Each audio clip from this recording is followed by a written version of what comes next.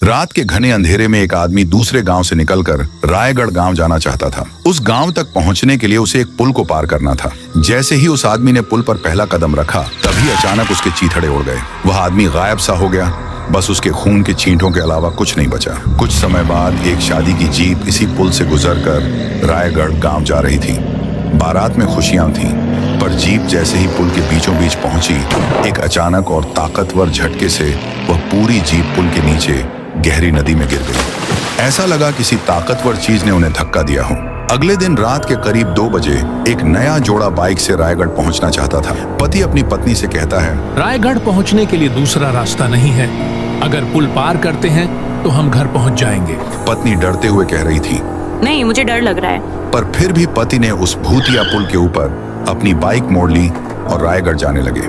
तभी अचानक जोर जोर से बिजलियां कड़कने लगी। पति ने वहीं बाइक रोक दी और उनके सामने आई एक चुड़ैल। उसका सफेद मुंह और काली आंखें थीं। उस चुड़ैल ने पति को गुस्से से कहा, तुम्हारी हिम्मत कैसे हुई इस ब्रिज पर आने की? अब तुम कभी लौट नहीं पाओगे। और हंसने लगी। पति ने हिचकिचाते हुए कहा, कौन है तू? चली जा यहाँ से। मैं कह रहा हूँ। चुड़ैल एकदम से गायब हो गई और फिर जोर जोर से हंसने की आवाज आने लगी। पति पीछे मुड़ा तो वहीं पीछे वही चुड़ैल डरावनी हंसी के साथ हंस रही थी। और तभी एकदम से उस चुड़ैल ने उनकी छाती पर खंजर घुसा डाला।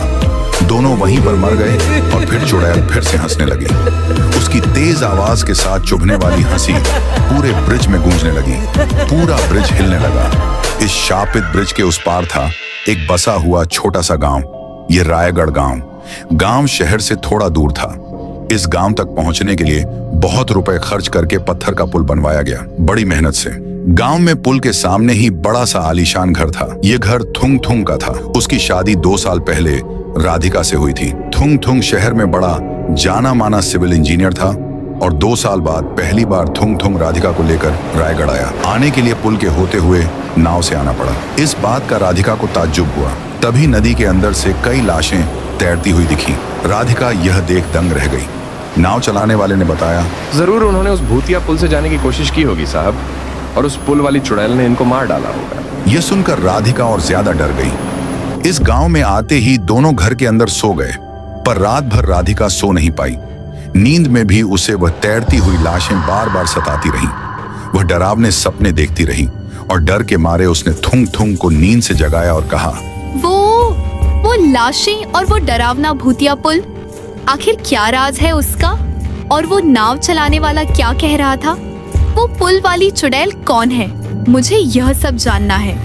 पर थुंग थुंग धीमी आवाज में बोला, चुप रहो। उस पुल के बारे में बात करना बहुत अशुभ है।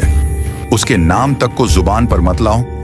प्लीज अब कभी भी उस भूतिया पुल की बात मत करना। चलो, अब बहुत देर हो गई है, सो जाओ और इन सब बातों को भूलने की कोशिश करो।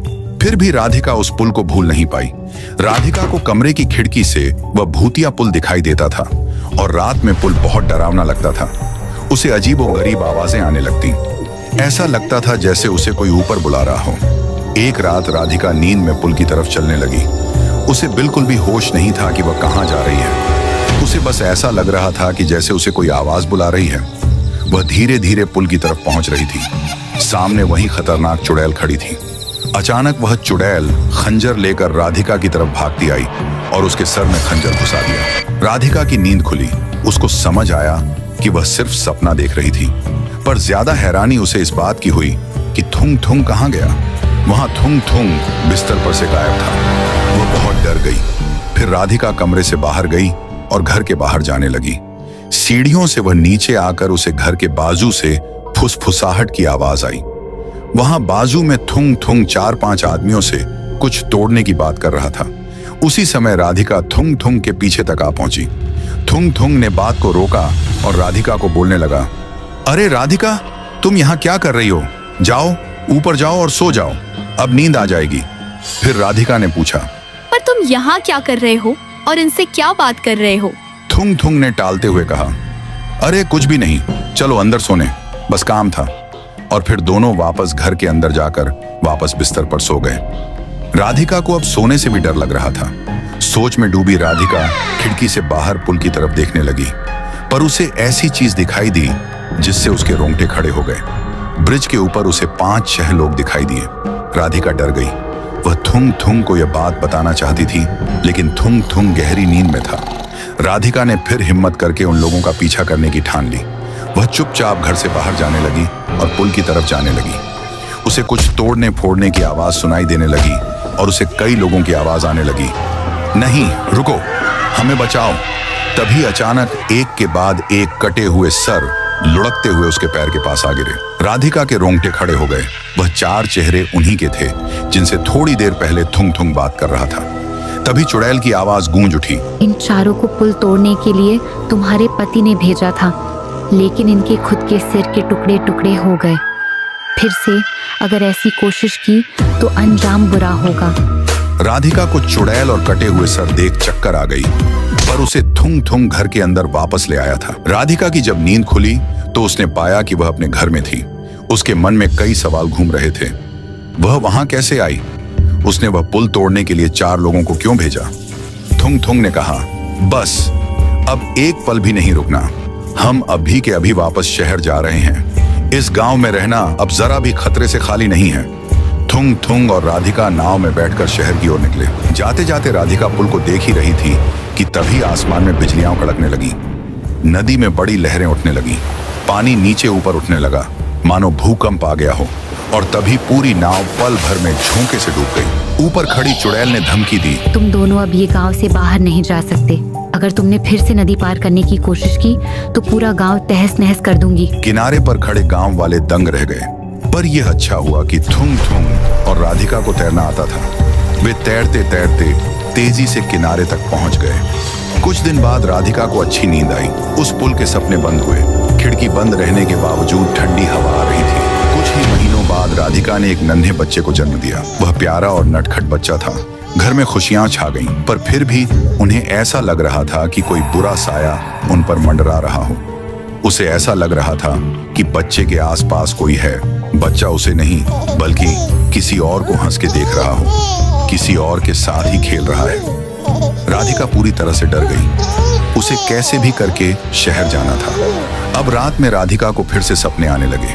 वह पुल दिखने लगा, मगर इस बार बच्चा पुल की तरफ जाते हुए दिख रहा था। बच्चा रेंगते रेंगते पुल पर पहुंच चुका था। उसे चुड़ैल बुला रही थी।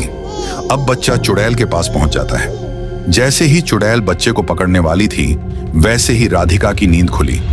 उसने बिस्तर पर देखा, वहां बच्चा नहीं था। राधिका की चिंता और बढ़ गई। वह कमरे से बाहर भागी और थुंग थुंग के पास आकर रोते हुए कहती है, देखो ना, हमारा बच्चा बिस्तर पर नहीं है, पता नहीं कहाँ है। मैंने सपने में उसे पुल पर जाते हुए देखा। मुझे तो बहुत टेंशन हो रहा है। थुंग थुंग ने कहा, क्या बात कर रही हो? चलो जल्दी पुल के पास। फिर दोनों भागते हुए घर से बाहर निकले। चुड़ैल ने उन दोनों को कहा, वहीं रुक जाओ, एकदम भी आगे मत बढ़ना। अब ये बच्चा मेरे पास रहेगा। ये बात सुनकर दोनों डर गए। राधिका रोने लगी। नहीं, मेरा बच्चा वापस कर दो। हमने तुम्हारा क्या बिगाड़ा है? ये सुनकर चुड़ैल ने गुस्से से कहा, क्या बिगाड़ा है? ये सवाल मुझसे नहीं, अपने पति थुंग थुंग से पूछ उससे कि उसने मेरा क्या बिगाड़ा था। पूछ उससे। राधिका थुंग थुंग को घूरे जा रही थी। फिर थुंग थुंग ने वह राज खोल ही दिया।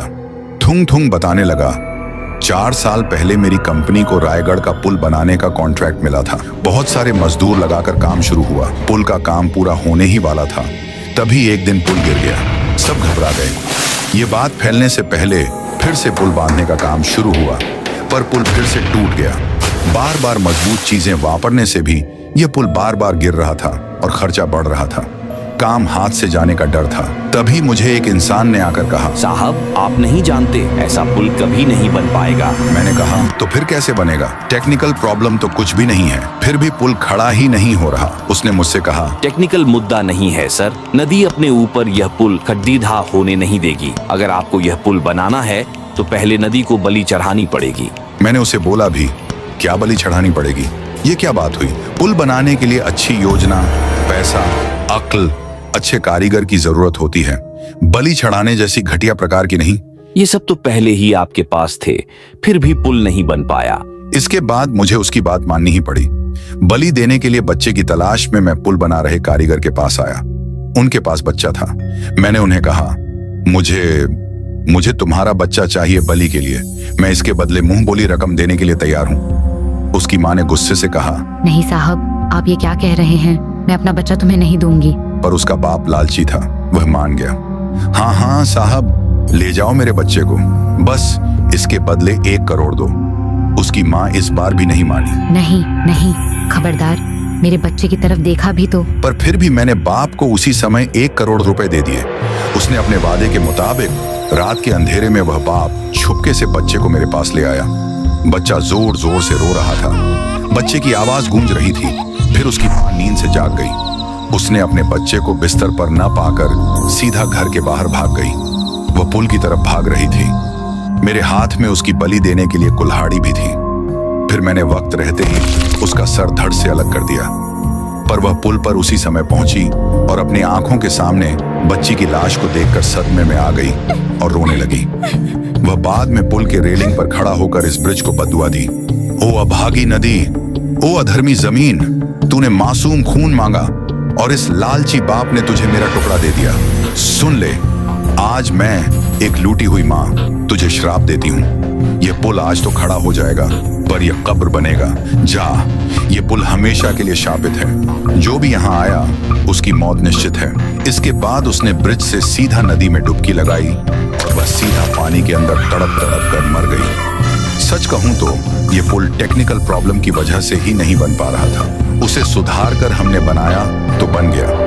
पुल के लिए उस बेचारे बच्चे की बलि की जरूरत नहीं थी, पर मैं उस इंसान और गांव वाले के बहकावे में आकर गलती कर बैठा। मैंने ऐसा कभी नहीं सोचा था। पुल बनने के बाद मैं शहर चला आया और फिर इसी वजह से यह आत्मा यहाँ भटक रही है। यह बात सुनकर राधिका स्तब्ध रह गई। वहां से चुड़ैल बोली, हाँ, मैं वही हूँ और अब मैं तुम्हारे बच्चे की जान लूंगी। तब तुम्हें पता चलेगा कि कैसा लगता है जब किसी माँ पर अन्याय होता है। चुड़ैल की बात सुनकर राधिका दौड़कर चुड़ैल के पास गई और रोते हुए बोली, मैं समझ गई हूँ, तुम चुड़ैल नहीं, बस एक जख्मी माँ हो और कोई माँ किसी बच्चे की जान नहीं लेना चाहेगी। मैं वादा करती हूँ यह पुल तुम्हारे मुन्ने की समाधि रहेगा। इस पुल का इस्तेमाल करने वाले को टोल देना होगा और वह पैसा गरीब मासूम बच्चों की भलाई के लिए इस्तेमाल किया जाएगा। मैं वादा करती हूँ। राधिका की बात सुनकर मौसम बदल गया। उस दिन के बाद से वो पुल लोगों के लिए शुरू हो गया। उस दिन के बाद किसी को चुड़ैल दिखाई न दी, पर उस पुल को आज भी पुण्य राजा पुल कहा जाता है। यह कहानी आपको अच्छी लगी हो तो एक लाइक और सब्सक्राइब ठोक कर जाना और इस स्टोरी के लिए कमेंट में आग लगा दो।